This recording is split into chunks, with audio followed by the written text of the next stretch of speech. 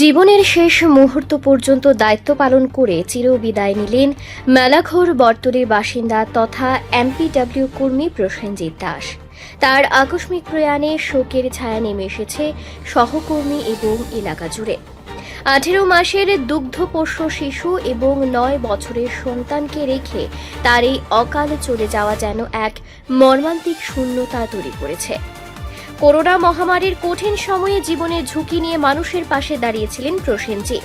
ভয়াবহ বন্যার সময় কখনো নৌকায় আবার কখনো জলে নেমে পৌঁছেছেন কর্মস্থলে। দায়িত্ব পালনে তার এই নিষ্ঠাই আজ সহকর্মীদের কাছে হয়ে উঠেছে এক অনন্য উদাহরণ। পরিবারের এক সময়ের চরম আর্থিক দুর্দশা কাটিয়ে নিজের পরিশ্রমে সচ্ছলতা ফিরিয়ে আনার চেষ্টা করেছিলেন তিনি, কিন্তু নিয়তির নির্মম পরিহাস। গতকাল থেকে অসুস্থ বোধ করলেও আজ উরমাই প্রাথমিক স্বাস্থ্য কেন্দ্রে কাজে যোগ দেন। ডিউটির মাঝে হঠাৎ মাথা ঘুরে পড়ে যান। মেলাঘর হাসপাতালে নিয়ে গেলে চিকিৎসকেরা তাকে মৃত বলে ঘোষণা করেন। স্ত্রী, 18 মাসের শিশু এবং 9 বছরের সন্তানকে রেখে তার এই বিদায়ে শোকস্তব্ধ গোটা এলাকা।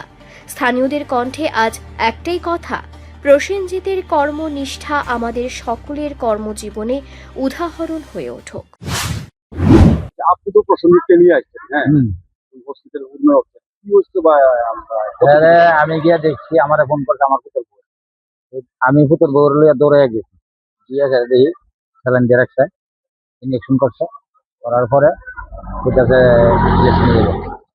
একটু পরে বেরো লেফটিনে যাইব তারপরে হ্যার পরানো যে ব্যান্ডা আছে ব্যান্ডা তারপরে হ্যাঁ সোজা করে আর নিচারি না, মানে এনে লেফটিন করে দিচ্ছে যে আগে তুই ভিতরে যে ফ্যানটা আছে এই ফ্যানটা নিয়ে সব পরে লেগে সোজা এখান থেকে দয়া ডাক্তারের কাছে গেলাম। ডাক্তারে মেলা লেগে অ্যাম্বুলেন্স দিয়া মেলা ওখানে তো তারা আমার পরিবার আছে, তোর বউ আছে, ইয়া এবার তারা এখান থেকে গেছে তো তারা এখানেও কিটা করছে এটা আমি করছিলাম।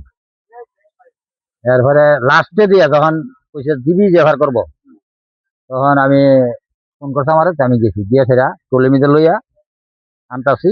এই সিঁড়িটা আছে না 700 টাকা মনে হয়, এখানে গেছি বলে একদম নড়িছে একটা এগিয়ে দিচ্ছে দিয়া।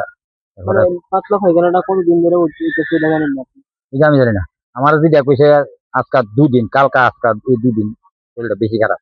আমি আবার কইছি তোমার শরীর বেশি খারাপ বলে তুমি কে লিগে আছো ডিউটি, মানে ডিউটি মানে কি কাজ কাজ করতেছে আর